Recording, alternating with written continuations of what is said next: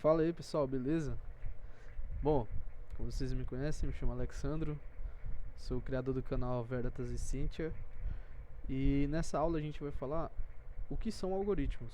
Bom, algoritmos, na faculdade a gente costuma aprender que é uma rotina ou uma receita de bolo, como o pessoal costuma dizer. E eu gosto de falar que ele é um conjunto de operações. Por quê? Porque nele ocorrem desvios para a solução de um problema. Basicamente, esse aqui é um exemplo bem básico. O algoritmo nada mais é do que uma entrada, você processa essa entrada e você produz uma saída. Isso aqui é o mais básico de como a gente pode definir o que é o algoritmo. Mas indo mais a fundo, existem diversos tipos de algoritmos e suas criticidades. Por exemplo, um algoritmo que roda num avião, por exemplo, aquelas coisas que faz cálculos o tempo todo na cabine do piloto. E basicamente tudo aquilo ali é um sistema muito crítico, porque envolve vidas de pessoas. Por exemplo, um marca-passo no coração de uma pessoa com problema no coração, né? Por isso que tem um marca-passo, desculpa a redundância, mas ele também é um sistema crítico, tá? Tem sistemas que não parecem serem críticos, mas são. Eu vou dar um exemplo. Por exemplo, um algoritmo de classificação de inteligência artificial para diagnósticos de tumores em imagens, por exemplo. Nesse sentido, pode ser que haja um erro mísero de estatística ali nos cálculos de classificação, o que pode corroborar na classificação errada de uma imagem, né, num tumor, por exemplo, numa mamografia, por exemplo, de uma mulher, e acabar dando um resultado errôneo. Bom, já como a gente já definiu o algoritmo, eu vou falar agora sobre fluxograma e a importância de você perceber por cima do algoritmo os desvios que ele pode ocorrer em seu código, tá bom?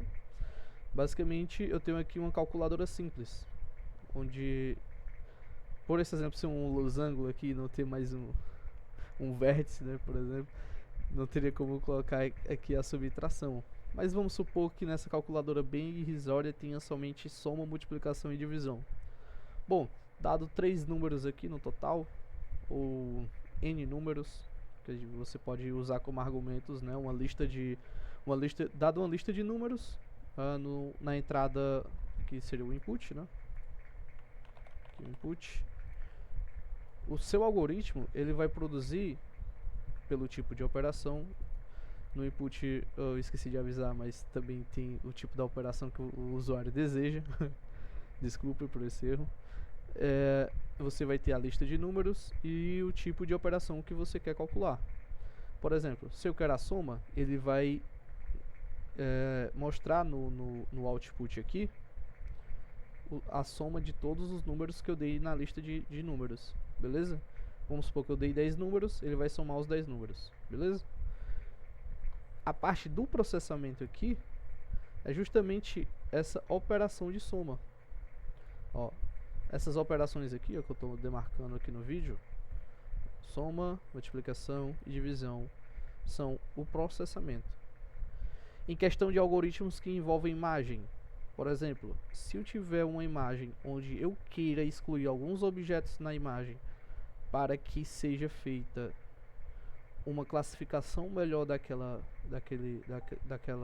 objeto que eu quero extrair no final, na saída, a gente chama de pré-processamento, porque o processamento em si vai ocorrer em cima da operação da imagem que vai ser resultado do pré-processamento, ok? Bom, isso definido, foi uma coisa bem complexa que eu vi na faculdade e eu achei importante falar também. Gente, só um disclaimer, faculdade importa, tá? Não caia nessa que o pessoal fala que não precisa estudar, tem tudo na internet.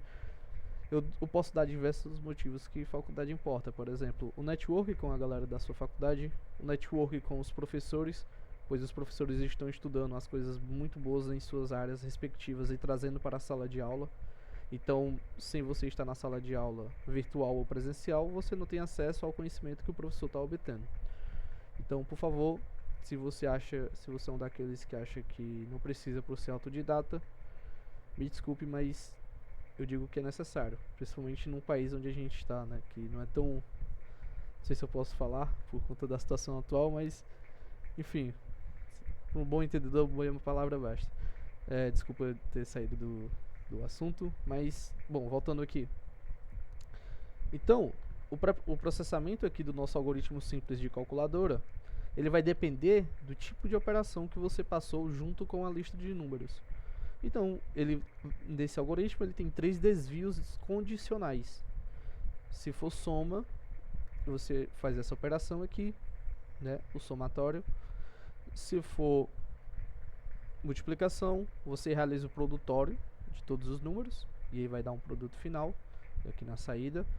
Tanto aqui, esses resultados aqui são saídas, tá? Não sei se ficou muito claro, mas a saída aqui, ela pode ter esses 3 tipos de operações, ok? Beleza.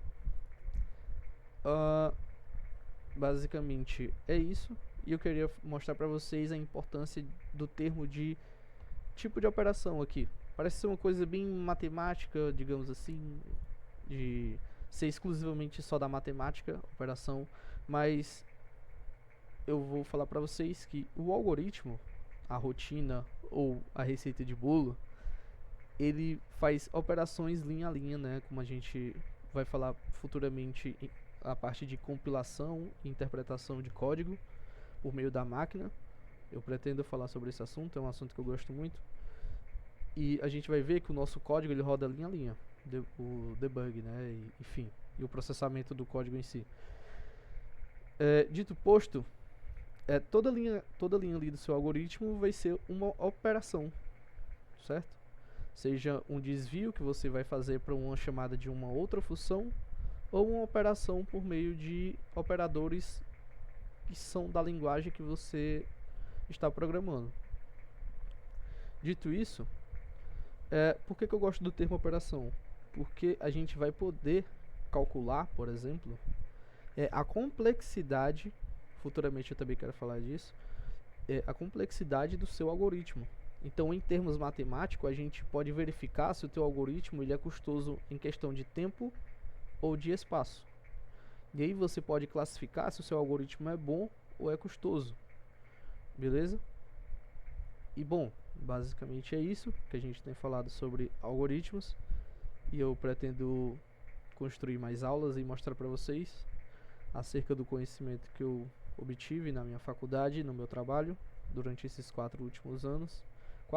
5 anos, digamos assim. E, enfim, na próxima aula eu vejo vocês. Até mais.